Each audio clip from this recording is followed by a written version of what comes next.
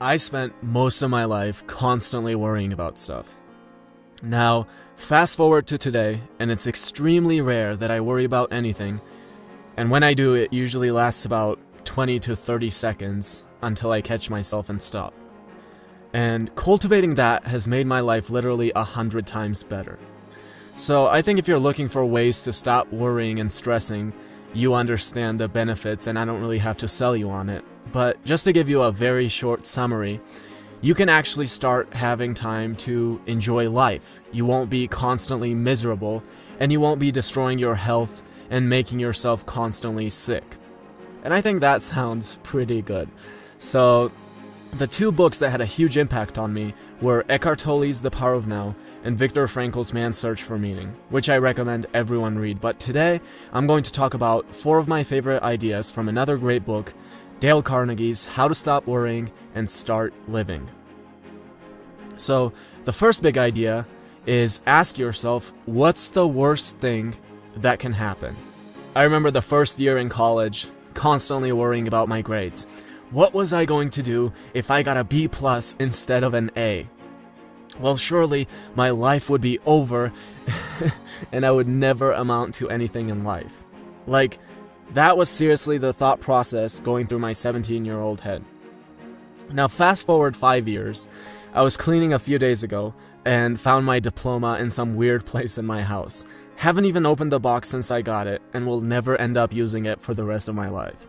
That is a perfect example of what your brain does to you. It starts to freak out with uncertainty. If you don't clearly define the worst thing, your brain will find a way to equate you getting a B+ to you completely ruining your life. But in reality, the worst thing is never really that bad.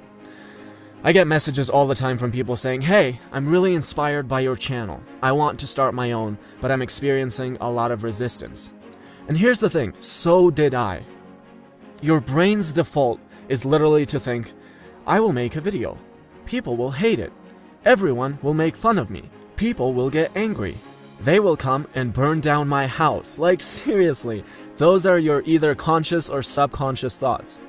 What is the reality, though? The worst thing that will happen to you in reality is a negative comment. That is it. And it's the same thing with everything else, like starting a business or giving a speech. I have basically no experience speaking in front of large crowds. So if I gave a speech right now, it would probably suck. I might have stage fright, I might be awkward, but I would never refuse to do it. Why? Because what's the worst thing that can happen? It's not that the whole world is going to make fun of me. It's not that people are going to try to kill me everywhere I go after my speech. No, it's some guy in the crowd who never even got invited up on the stage thinking that my speech isn't that great. Like, who cares? So let me give you another example. Our washing machine broke down. Now, if I wasn't conscious of my worrying, I would have gotten super pissed off, right? That's the normal reaction to it. Like, I've never seen anyone saying, "Oh, the washing machine broke down? That's great. No big deal." Like, no, that's supposed to piss you off. Now you'll never have clean clothes again. Look, I spent the first 17 years of my life washing my clothes with my hands with some shitty Russian detergent. So what's the worst thing that can happen? That I have to wash a couple of shirts with this amazing coconut soap I have for a few days until the washing machine gets fixed? Or that I can't wear my favorite shirt, so now I have to pick from the 20 other awesome shirts in my closet? I mean, it's so ridiculous. Always ask yourself, what's the worst thing that can happen? Clearly define the worst outcome, and you'll soon start to realize how ridiculous most of your worries are. Which actually leads us to my next favorite idea. The absurdity of it all. So I have a friend who's constantly worried about everything, and he called me and he started to tell me about all the stuff he's stressed out and worried about. And I said, okay, look, just stop. Carnegie tells a story of this guy in World War II who's stuck in a submarine and basically knows that he'll be dying in the next few hours. And he sits there thinking about all the stuff he used to worry about at home and how absurd it was, and makes a promise to never waste his life again like that if he survives. Now, that might be hard to resonate with, so let me give you a more contemporary example. People are having their heads chopped off every single day. Every single day.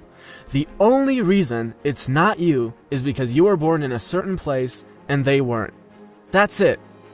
Now going back to my friend, I told him, look, here's what I want you to do. Every day, you will start your morning by watching somebody's head being chopped off. And then you'll go about the rest of the day. And he started freaking out about how he can't do that and how he doesn't like blood and whatever. Now here's the thing. I know that's really crass and morbid, but I don't care. If you don't worry about stuff, great. You don't have to watch anything. But if you're worried about stupid shit all the time, you have a disease. So you either treat yourself or you never ask about how you can stop worrying again. Ever. Here's what I will guarantee you. If you start your day by watching someone else have their head chopped off, nothing, and I mean absolutely nothing, could possibly happen to you for the rest of the day that you could get pissed off about and not feel like a complete retard. Yes, when you've seen someone's head chopped off, you will have a weird feeling inside you as soon as you start to complain about how you deserve to be paid more at your job, or what you're going to do now since you got a B+ instead of an A, or how your washing machine is broken. You'll realize that if that guy had been given the chance to live and wear that same dirty shirt for the rest of his life without ever being able to wash it, he would have been the happiest man alive. Realize the absurdity of it all. The third big idea, staying busy. Now, I don't mean the average busy person. Actually, those are the people who worry the most. The guy who works 12-hour days and then comes home and watches Fox all night worrying about whether some guy can marry another guy, or about all the foreigners who will come and take his job, because he's the only one entitled to that job. I'm not talking about that kind of busy. Here's how I like to stay busy. Read a book that I like. Go to the gym with my girlfriend. Play around on the piano and compose. Cook amazing food. Work on a project I'm passionate about. Now, here's what happens when you do that. Your brain can't think of two things at one time. It just doesn't have that capability. You can try right now if you want. You can't think of your broken washing machine and at the same time think of how much you love playing soccer. It's not how your brain works. So, the best way to get rid of the negative thoughts in your head is to actually start putting positive thoughts in there. Get busy with what you love, and your brain simply won't even have the ability to worry. And finally, a question that really resonated with me. Here's what you're going to do in your life. You're going to work and worry your entire life so you can gather a bunch of stuff like your house and all the stupid shit in it. Now, if you're lucky, after 50 years of all that worry and stress, all your stuff might be worth $1 million. Here's the question. Would you sell your legs for $1 million? Let me ask you this. Would you sell your legs for $1 billion? I wouldn't, and you probably wouldn't either. Would you sell your arms for another $1 billion? No? There you go. You already have something that you value at $2 billion. Actually, hopefully more, but you don't have to be all zen. You could be a greedy capitalist like me and understand this. Now, here's what you're going to do.